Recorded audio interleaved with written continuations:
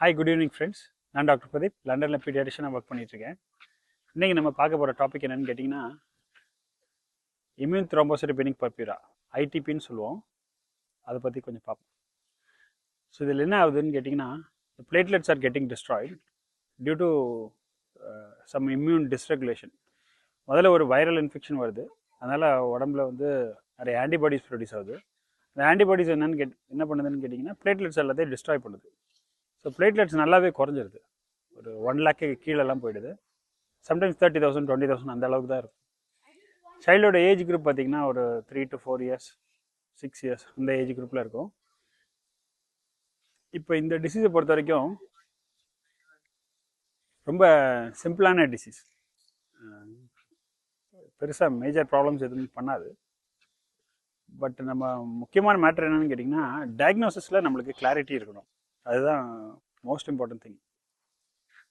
அதாவது பிளேட்லெட் மட்டும்தான் குறைஞ்சிருக்கணும். Complete blood count பண்ணுறீங்க, பிளேட்லெட் மட்டும் குறைஞ்சிருக்கணும். ஐசோலேட்டட் த்ரோம்போசைட்டோபெனியா இருக்கணும், இது ரொம்ப முக்கியம். மற்ற செல் லைன்ஸ்லாம் நார்மலாக தான் இருக்கணும். இதில் ஹீமோக்ளோபின்,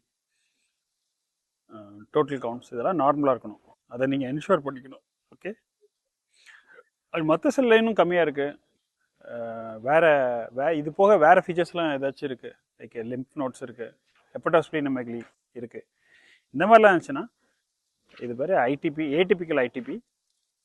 இப்போ நீங்கள் ஃபர்தராக எவாலுவேட் பண்ணணும். போன் மேரோ கண்டிப்பாக இந்த சைல்டுக்கு பண்ணணும். ஒரு ஃபுல் பிளட் கவுண்டும் பெரிஃபரல் ஸ்மியரும் மட்டும் பத்தாது. Phone மேரோ, liver, LFT, uric acid, LDH, அதாவது லுக்கிமியா இருக்கான்னு ரூல் அவுட் பண்ணணும் பேசிக்கலாக பார்த்தீங்கன்னா. அதுதான் மோஸ்ட் இம்பார்ட்டன்ட் திங். ஸோ டயக்னோசிஸில் குழப்பம் வந்துடக்கூடாது. இன்னொன்று, இதோட ட்ரீட்மெண்ட்டில் பார்த்தீங்கன்னா ஸ்டீராய்ட்ஸ் ஒரு மெயின் ஸ்டே ஆஃப் ட்ரீட்மெண்ட். ஸ்டீராய்ட்ஸை வந்து நீங்கள் போடும்போது பிளட் பிக்சர் வந்து அல்ட்ரு ஆகிடும், போன் மேரோ பிக்சர்லாம் அல்ட்ரு ஆகிடும். ஸோ அதனால் உங்களுக்கு தப்பாக ரிசல்ட்ஸ் வந்துடும். அதனால் ஸ்டீராய்ட்ஸ் போடுறதுக்கு முன்னாடி லுக்கிமியா இல்லைங்கிறத 100% நீங்கள் கன்ஃபார்ம் பண்ணிக்கணும். ஸோ இது ரொம்ப முக்கியம். உங்களுக்கு என்ன மாதிரி ப்ரெசன்டேஷன் இருக்கலாம், எபிஸ்டாக்சிஸ் இருக்கலாம், வேறு என்ன, ஓரல் மியூக்கோகுட்டேனியஸ் ப்ளீட்ஸ் வேறு எது வேணா இருக்கலாம்.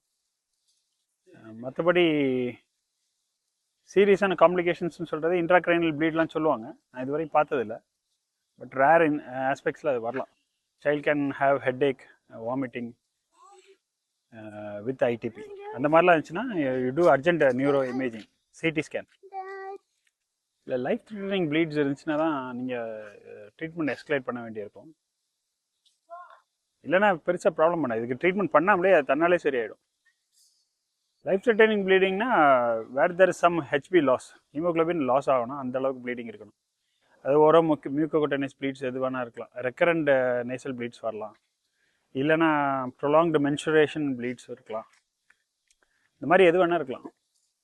இந்த மாதிரி லைஃப் த்ரெட்டனிங் ப்ளீட்ஸ் இருந்துச்சுன்னா நீங்கள் ஐவிஏஜி போடணும், ஐவி மெத்தில் பிரெட்னிசோலோனும் போடலாம். ஐவிஏஜி தான் மெயின் ஸ்டே ஆஃப் ட்ரீட்மெண்ட், சரிங்களா? இந்த ஆன்டிபாடிஸை வந்து டிஸ்ட்ராய் பண்ணிடும், பிளேட்லெட்ஸ் அதுக்கப்புறம் இம்ப்ரூவ் ஆரம்பிச்சிடும். பிளேட்லெட் டிரான்ஸ்ஃபியூஷன் பண்ண மாட்டோம். பிளேட்லெட் ரொம்ப கம்மியாக இருந்துச்சுன்னா கூட இதில் பிளேட்லெட் டிரான்ஸ்ஃபியூஷன் இண்டிகேட்டரே கிடையாது. ஏன்னா நீங்கள் கொடுக்க அந்த ஆன்டிபாடிஸ் வந்து அதை டிஸ்ட்ராய் பண்ணிகிட்டே இருக்கும். ஸோ அதில் பெருசாக எந்த ஒரு யூஸும் கிடையாது.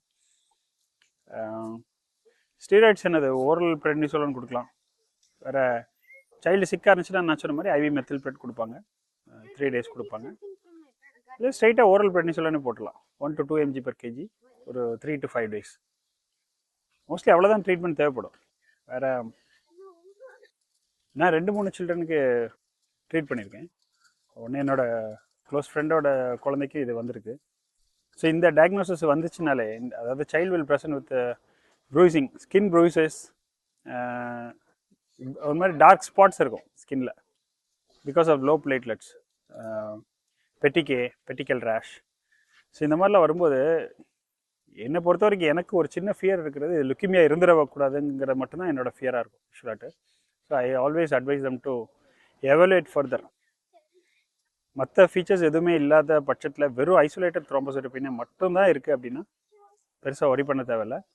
ஏதாவது டெர்ஷரி கேர் சென்டருக்குலாம் நீங்கள் இந்த சைல்டை நீங்கள் ரெஃபர் பண்ணிங்கன்னா கண்டிப்பாக போன் மேரோ பண்ணிடுவாங்க. ஏன்னா நீங்கள் அவங்கள்ட்ட அனுப்புறீங்கன்னா ஏதோ ஒரு ரீசன் இருக்குங்கிறதுக்காக தான் டெர்ஷரி கேர் சென்டருக்கு நீங்கள் அனுப்புறீங்க. So they will usually do bone marrow and rule out leukaemia. In case intracranial ப்ளீட்லாம் இருந்துச்சுன்னா will have to give IVIG நான் சொன்ன மாதிரி செகண்ட் டோஸ் கூட தேவைப்படும். ஒரு 24 to 48 ஹவர்ஸில் 2வது டோஸ் கூட கொடுக்க வேண்டியிருக்கும். அதுபோல் இவங்களை ஃபாலோஅப்புக்கு நீங்கள் வர சொல்லுவீங்க. ஒரு 2 வீக்ஸ் கழித்து திருப்பியும் ஃபுல் பிளட் கவுண்ட் பார்ப்பீங்க. பிளேட்லெட் வந்து நார்மலைஸ் ஆகிடுச்சான்னு பார்ப்போம். அதுவும் ரொம்ப முக்கியம். நான் சொன்ன மாதிரி ஐடிபி ஒரு சிம்பிள் டிசீஸு, ஈஸியாக ட்ரீட் பண்ணிட முடியும். பட் அதில் வந்து முக்கியமான விஷயமே வந்து அதோட டயக்னோசிஸ்லாம் நம்மளுக்கு கிளாரிட்டி இருக்கணும். டயக்னோசிஸ் கிளாரிட்டி இல்லைன்னா ஸ்டீராய்ட்ஸ் போட்டுறக்கூடாது. ஸோ இது ரொம்ப முக்கியம். ஸ்டீராய்ட்ஸ் போடுறதுக்கு முன்னாடி you should be double sure that it is not leukaemia. இது மட்டும் தான் முக்கியம். ஓகே, இன்கேஸ் ஏதாவது சஸ்பிஷன் இருந்துச்சுன்னா போன் மேரோ பண்ணிவிடுங்க. அவ்வளோதான். See you guys in another video. Bye bye.